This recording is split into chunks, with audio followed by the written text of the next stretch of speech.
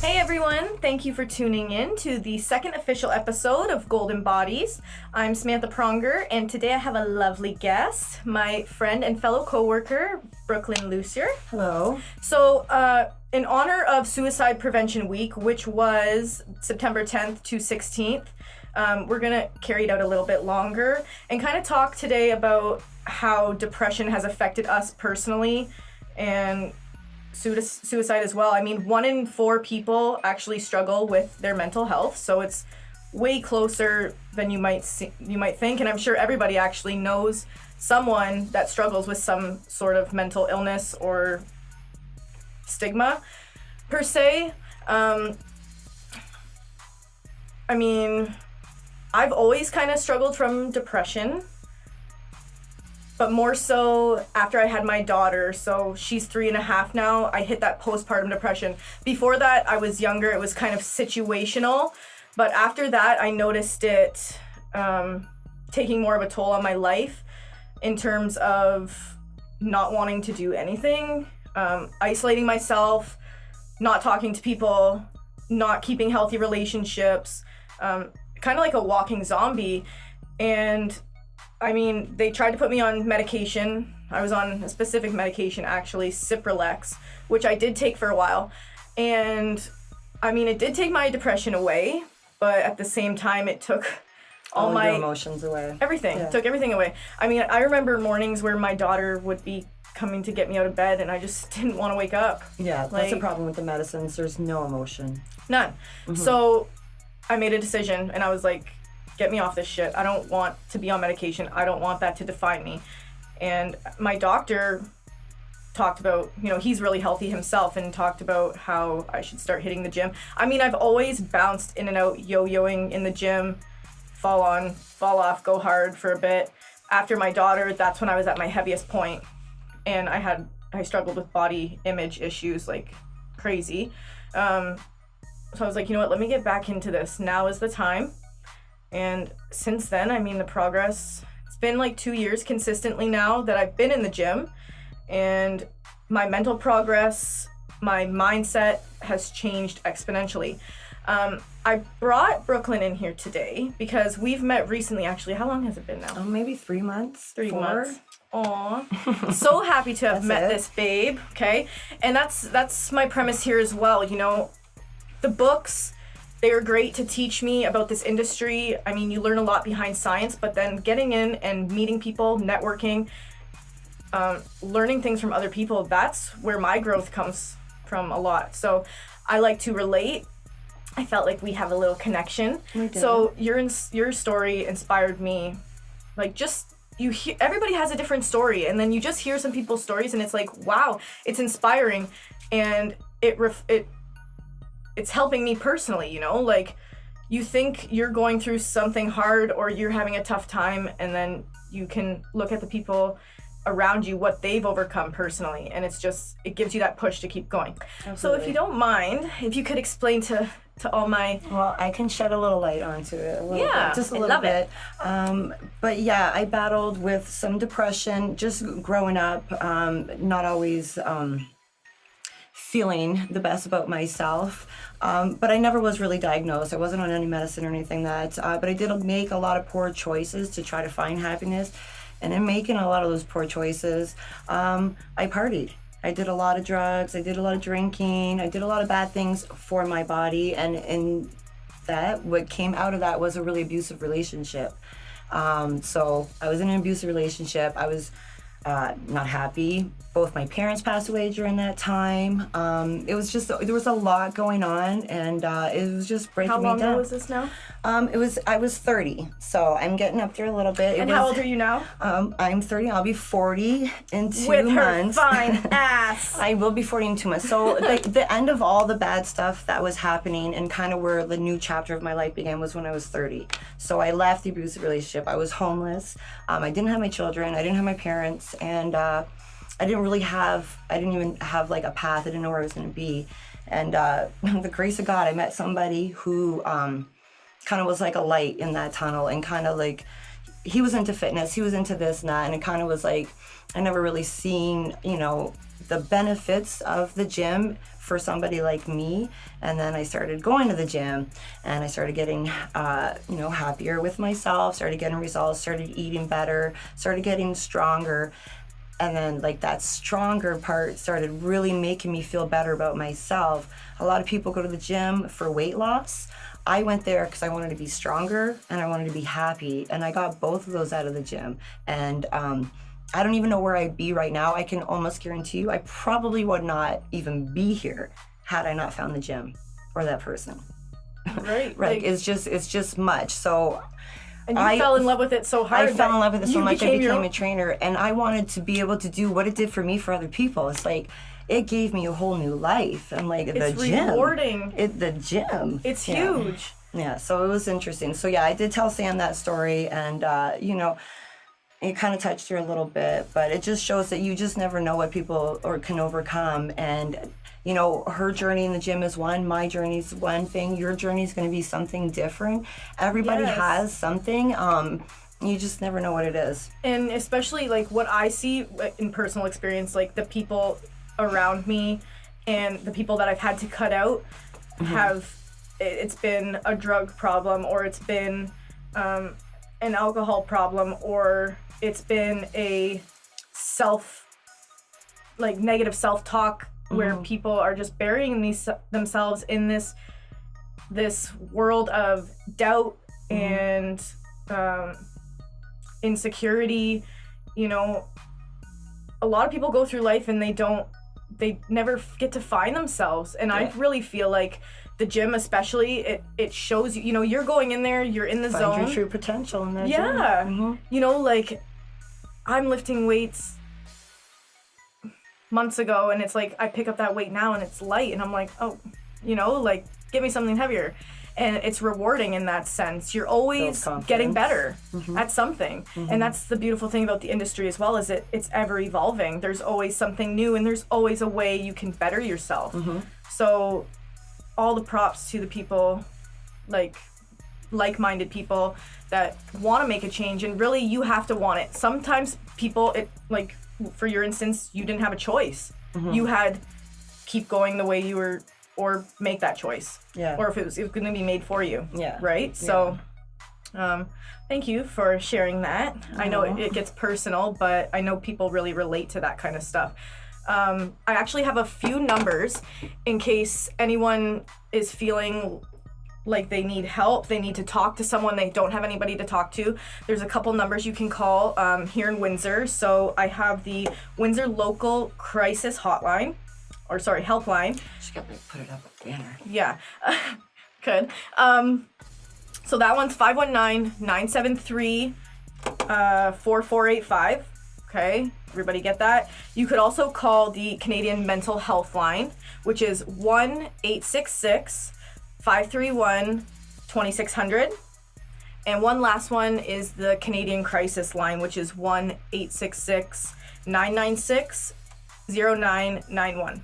Okay, and it's crazy because there was some statistic, and it's like every 40 seconds someone is taking their life to suicide, you know?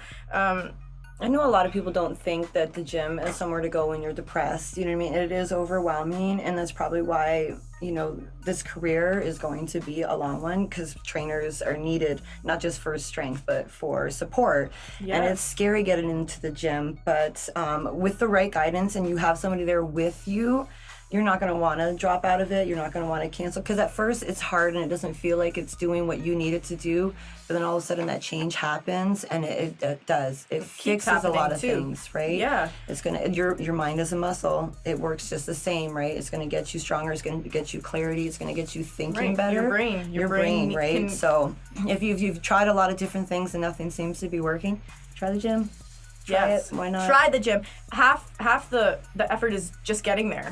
A lot of the effort is just getting there. It's scary. And you know what? I'm not even gonna lie. Like, there were times when I was in more of my dark place, you know, and the gym's the outlet. But there were days that I'd pull up to the gym in my car and sit outside and just, you know, hesitate, contemplate. And there are some days, I'll admit, like, I'd go home. I'd be like, fuck this. I'm not doing it today. You're making excuses. You're justifying things in your own brain. But you know what? Getting to the gym, that helps us push through those mental barriers. Especially, you know, a lot of people see the gym as an intimidating place. You come in, you may see people that you're not used to seeing, you know, big, scary people that are jacked, but that's not it. Like, it's a place of like-minded people. Everybody's there for the same reason.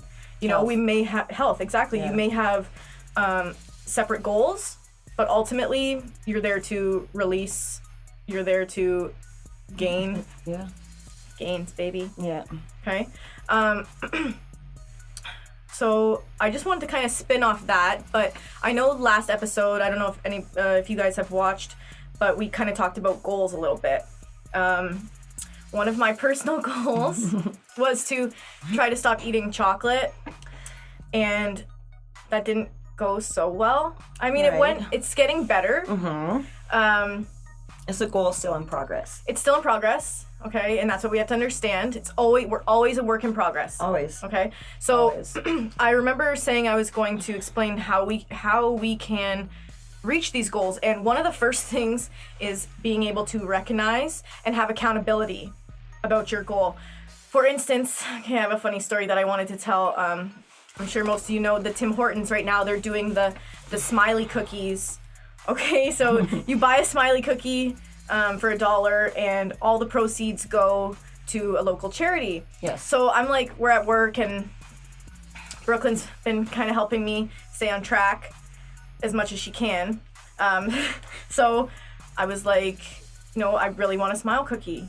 I want one, like the icing and the chocolate chip cookie, like the money goes to a charity. And what did you tell me? I went, your dollar's not doing anything for those kids. This bitch. Your dollar's not making any difference for those children whatsoever. You might as well just give the $1 to them. Just give them the $1 and not get the cookie. Right? Yeah. Okay, and we're not trying to be rude, but it's like, it's nothing for the charities, but you can absolutely donate. But that reason made sense to me. I was like, oh. Because you're justifying buying the cookie for charity. Not for yourself, but it's not for me. I'm buying it for the charity. No, you're buying that damn cookie for yourself, and you don't need that cookie. Right. Yeah. So, didn't buy the cookie that day. That day. So then, the next day at work, it must have been the next day or the day after. It was the next day. I went and I bought a smile cookie, and then I ate half of it on my way to the gym, and I ate the eyes, the top half. The smile was still there. But, so I ate half in the car. I was justifying, like, probably like this is my pre-workout or something, my little sugar pump. But I was like, you know what? Let me put this in my bag. I'm gonna tell Brooklyn. I'm gonna tell her. So I brought it in, and I was like, okay. I bought a smiley cookie, whatever, smiley. I bought it, and I ate half of it, and I gave it to her, and it felt really good. But then, you know, she stomped on it right in front of me. Yeah, that's what you got to do with an addict. You got to stomp that drug. Sugar addict.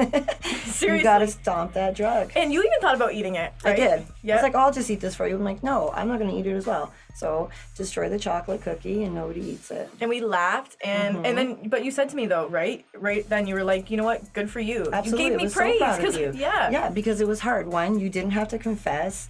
Two, you could have ate the whole thing and nobody would have known about it. But you want to be held accountable. You want to make these, like, this dream of yours a reality, and sometimes you have to ask for help, right? Sometimes you have to tell other people so they can, like, smarten you up a little bit, shake you up a little bit, like you just said that. So So now what are you gonna do? So now we're switching from just regular milk chocolate, and we're gonna attempt dark chocolate. And it's not the same. It's a little bit bitter, but it will give you that chemical reaction of chocolate. To be honest, I ended up going to Shoppers. I got like a 72% before, because I tried before. I was trying to be like really healthy, and I was like, let me get that 90% cocoa. Yeah, you gotta work up to that. And I was like, no.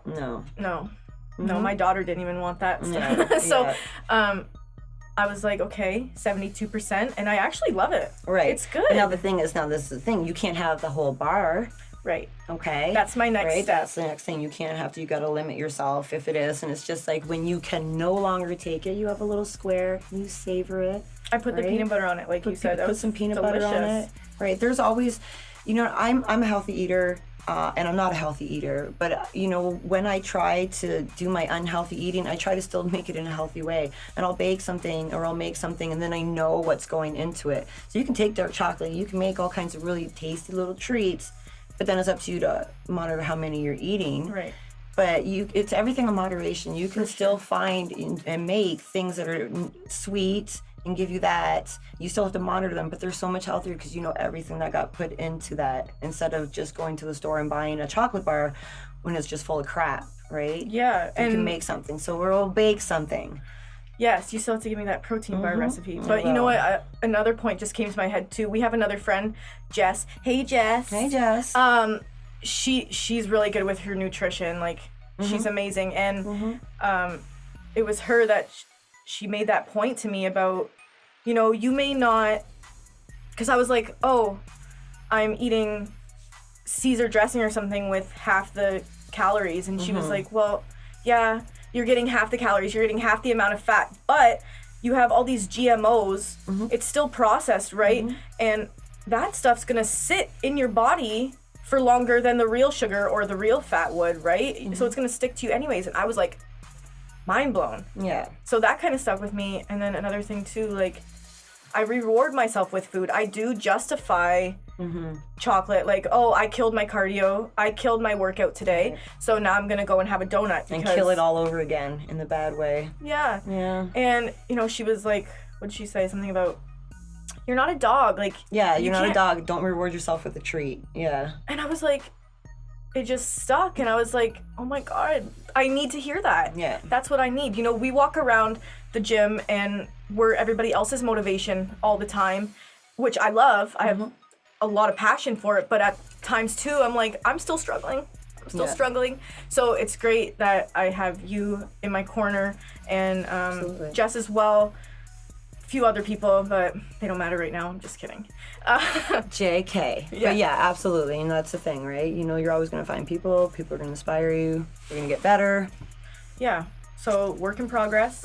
I mean, I'm happy with where things are going. And, guys, like, don't be discouraged. If you had a goal set out and you didn't hit that goal, make baby steps, okay? Think about, turn it into a positive thing. What did you do this week that you set out to accomplish? I was happy that, last week was kind of hectic for me, but I was happy that I hit all my lifts. Yeah, I didn't necessarily hit my goal of not eating chocolate, but I switched it and, at least I hit all my lifts this week. I got all my cardio in this week. So don't dwell on it. I bet you that was the first time you've ever thrown out chocolate though, right? Yeah. Yeah, so that's pretty amazing. That's like a first time, right? Yeah. Yeah, I bought it. And I felt good doing it. Yeah. I wasn't like mad even. Like I was like, yeah, okay, smash that. Yeah. Stomp on that cookie. Okay. Stomp that cookie. Yeah. So we have a little surprise for you guys today. A new goal of mine actually that I'm setting is to learn how to deadlift. I've always been about more from a bodybuilding standpoint or just lifting weights, doing different training styles in that sense, but I've never really practiced one specific movement. You see people in the gym and there's this stereotype that to deadlift is just to like a power lift move. Pick something up, put it back down. And what did you say to me the other day? It's a primal move. What it is you're essentially just picking stuff up and putting them down, and you do that all day long. You want to be able to do it using it properly so you don't hurt yourself. So many times people are like, I lifted that box, pulled my back. Oh, I do this all day at work and my back hurts, because they're not lifting properly. And a deadlift essentially is just lifting up something. It's not a power move. You can deadlift with a little kettlebell, what we're gonna do today. It doesn't have to be a big 85-pound bar. Is the proper form, the technique to be able to lift and support your back. A deadlift, every single person should know how to deadlift. Absolutely. So the lovely Brooklyn is going to teach me today. I mean, I've deadlifted in the past, but not properly. Right. Yeah. Like I'm honestly, I'm not confident enough yet to, if I were to go into the gym and just start deadlifting. I'm not. After today, you will be though. Thanks, babe.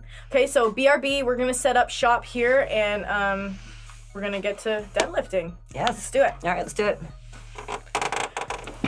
Okay, we are back and ready for action. So we're gonna actually go into our deadlift demonstration. Like I said, I'm pretty new to deadlifting. I've attempted it in the past, probably with the wrong Form. wrong form. Yeah. Okay. So I'm gonna kind of let you take the lead, and you know, I know we were talking about too, like deadlifting is one of the primal movements.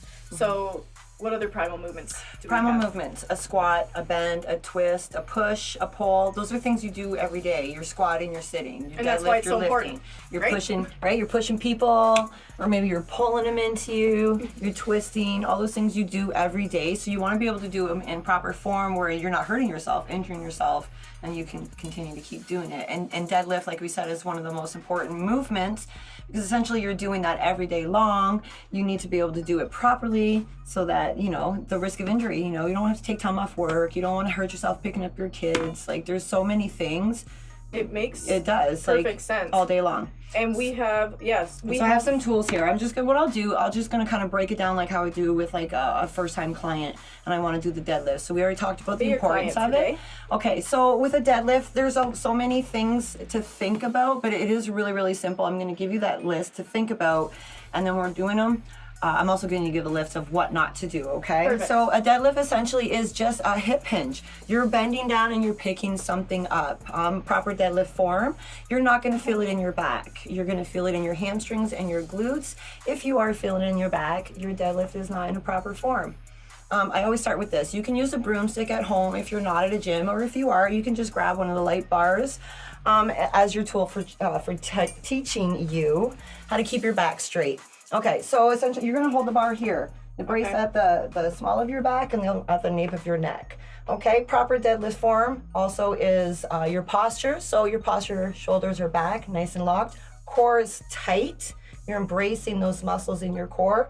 Your feet are shoulder width, stance apart. Nothing too wide, just comfortably just a little bit wider than your own hip width. You're gonna take this bar and you're gonna have points of contact at your spine here down the lower back and up at your top of your head. All right, from that, we are going to go into an improper deadlift. I'm picking something up. Boom, that instantly right away, this is way off my back. All of the weight of everything that I just went to pick up went to my back. Caused all kinds of pain, I just fell out, I'm hurt. Proper deadlift form, shoulders back, posture strong, bending where you need it in your back, and as you see, points of contact have not left. I'm still touching. I only felt that into my hamstrings. All right, Miss Sam, so we're gonna have you do that now, okay? So as I'm doing this too, like what would a proper warm-up be? Oh yeah, we didn't get into warm-ups. Definitely because for a deadlift, it is your hips you wanna do. Easy movements for warming up is just kicks. You can go ahead, I'm gonna hold you, Sam. Just go ahead and kick. You wanna warm up your hips. Coming down, can you still see me? Coming down into a low squat, hips. You want to warm up that area because those are the main areas of movement as you're coming forward. Got you. Okay, all right, Sam. So we're gonna bring our hand down. Over here, we're gonna hold at the nape. So turn your hand the other way. Yeah, there you go. Okay. Can you hold it that way?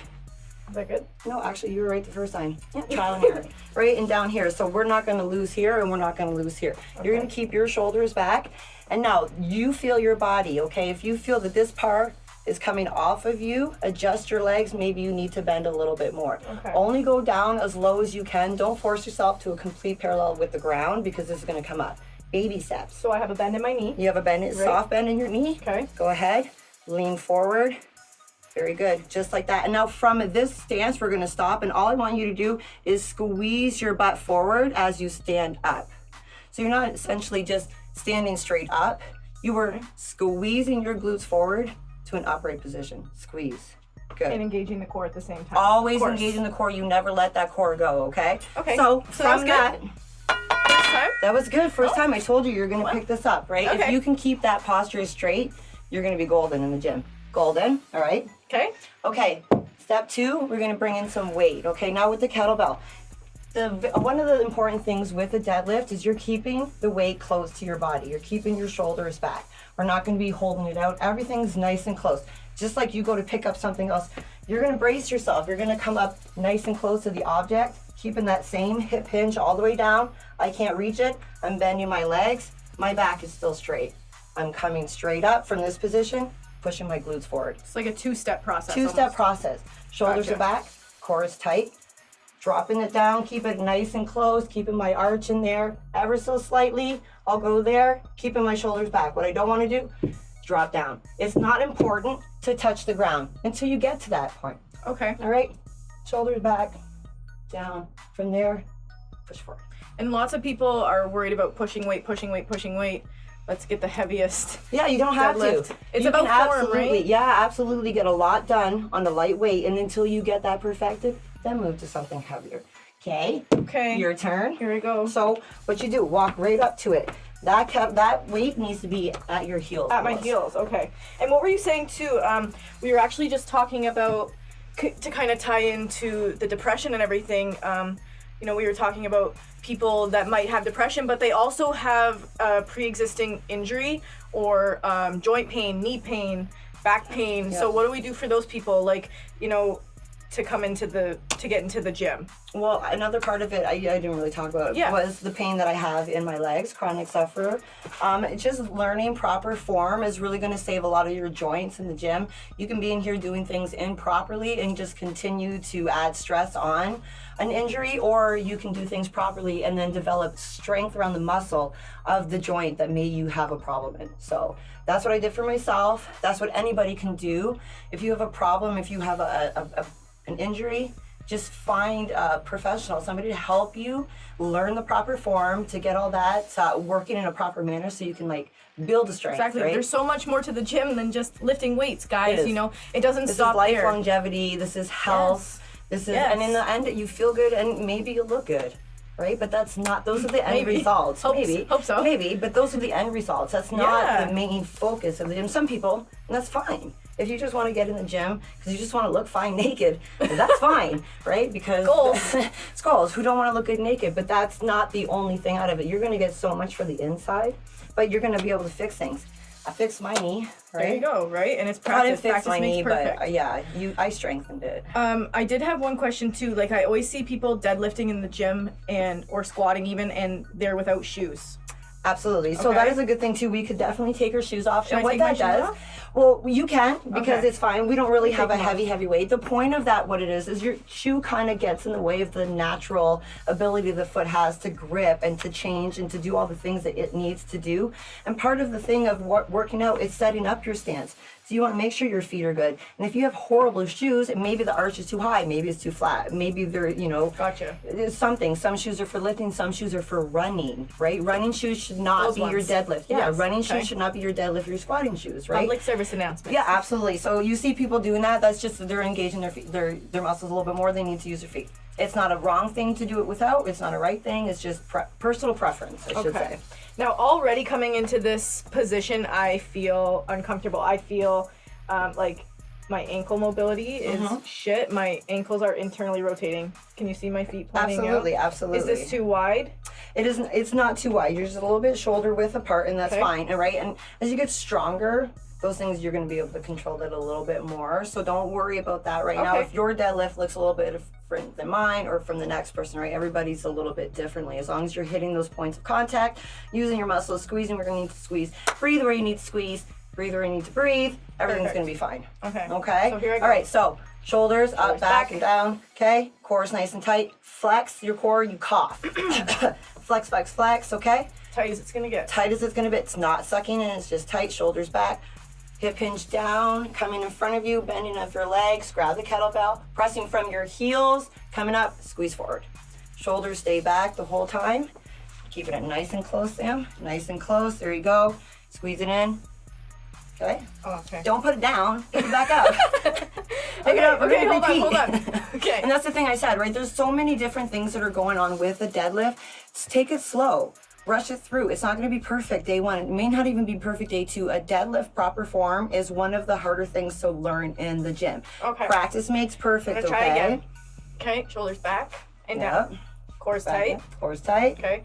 I'm going to keep my weight in the heels. Yes. Slight bend in the knee. Yes. Come down. Hinge. You can look at the weight. Look at Yeah, my you eyes can look down. and you grab it. Yeah. Shut up. Okay. In. Okay, straight up. Up. Okay, we're not going to put it down this time. We're going to go down and we're going to come right back up with it, okay? Okay. Okay, all the way down. That bar stays nice and close and back up. Okay, a little less bend. Less bend is good, but remember, we Okay, don't so I'm want to doing more squat. of a squat. Yes, we don't want to squat. Remember, we Okay. want to put that down and pick it up. We're not sitting. Okay, here I go. Okay, much better. Yep, nice and close. There you go. And back up again. Squeeze, perfect. Keep your shoulders back next time. Okay. All the way down. Nice and close. Boom. Nice, Sam. Is that okay? It's okay, babe. Where do you feel it when you go down? Go all the way down again. Tell me, where are you feeling it at this I'm point? feeling it in the hamstrings. Okay, do And you as I feel come it here? up on the glutes. No, I'm feeling it all the tightness in the core. Good.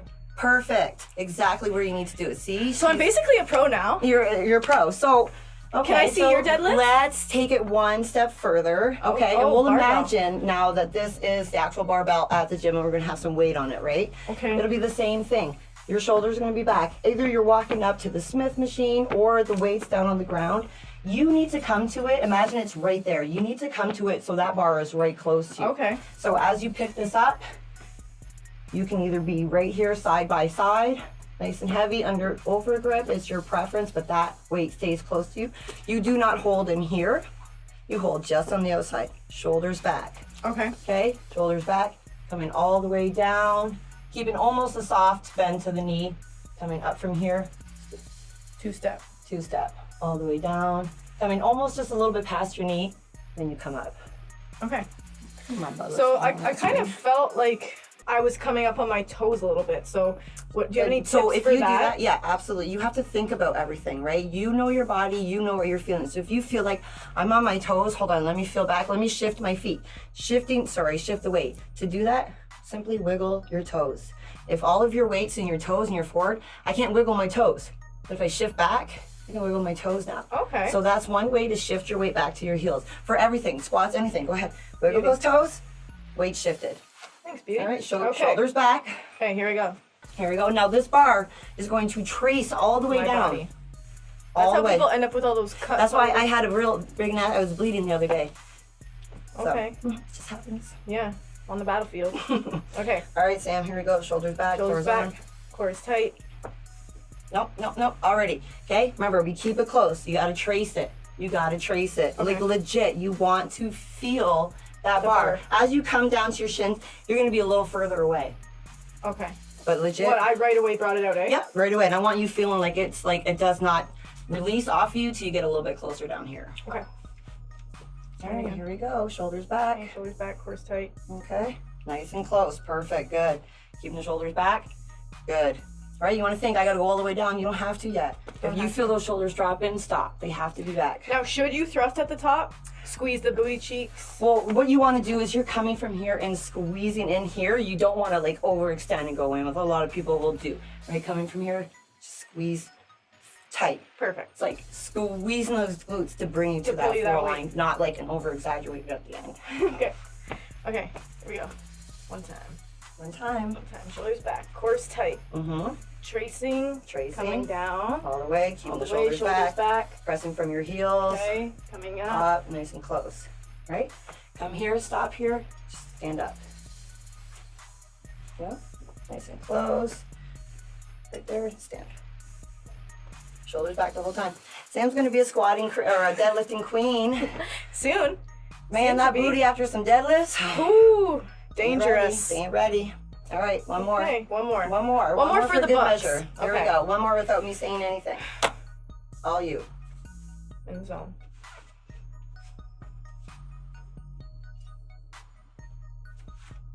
Are my shoulders coming forward? Don't. They almost did. And they're back now. Okay. As long as you never feel that in your back, nice and close. Ooh. Okay, one more. Practice makes perfect. So now everybody should be able to deadlift. You go home and practice with your broom. Ta-da. You go home and practice with your broom handle. You go to the gym. Yeah, you can use find me anything, in the right? gym. You do what you ever need to do. Everybody needs to learn proper deadlift. Now you can go and pick up anything that you need. There Pick you up go. your shoe. Go pick up your shoe. You don't have to be exaggerated, but you're pressing from your heel. Is that okay? Yeah. Okay. Nice. Easy peasy. So you should never be like, oh my gosh, I picked up my kid and I pulled out my bag. You're like, how is that possible? You deadlift. Right. Yeah. Okay. Okay, and we're definitely getting in a deadlift session soon. Oh yeah, I need to add some weight. Absolutely. I mean, we can do it tomorrow. Okay. Okay. Oh no, tomorrow's Sunday. I won't be there. Oh, well, another day next week. Monday. What about?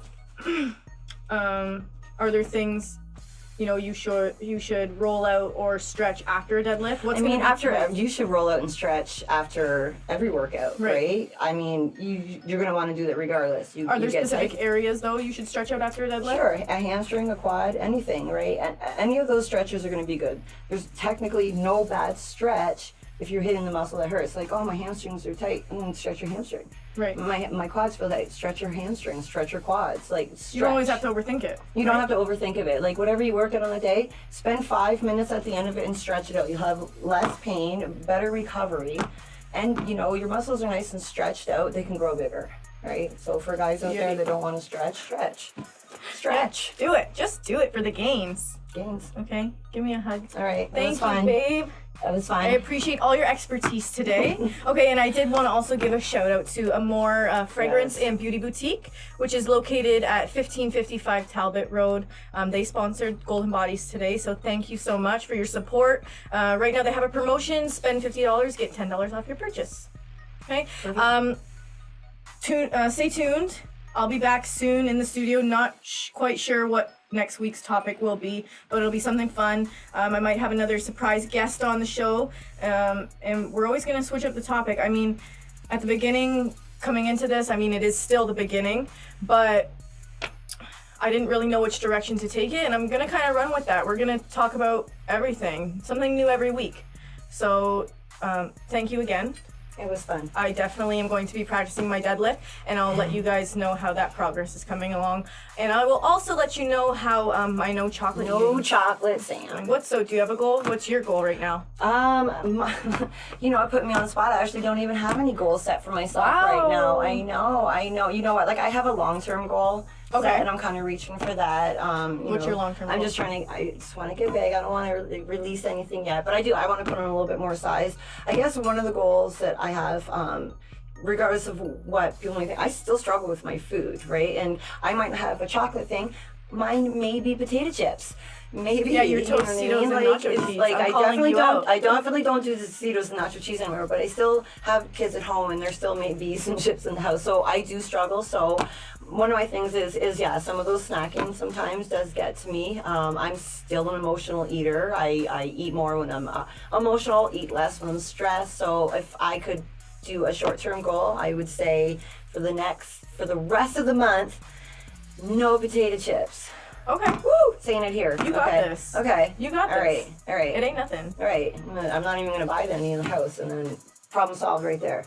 Okay. And I kind of switched. I have actually so many goals. Like, it's a good thing though, right? It's just it is. But sometimes it's best to channel it, right? And then you can put your whole focus into one. Yeah. So nutrition, definitely. I feel like I'm making baby steps, but I'm okay with that. I meal prepped all this week. Perfect. Okay, so that was good. I did do a little bit of night snacking, but I tried to make it healthy. Okay. I tried. Okay. I might have had a couple spoonfuls of Nutella. Ooh, yeah, Nutella. Right. That's one of those fake healthy things, just if people don't know. Yeah, it's like half sugar. It's not. Just go get some hazelnuts or something and throw some dark chocolate on. And we'll end on that healthy note. Okay? Healthy. Stay golden, guys. Thank you.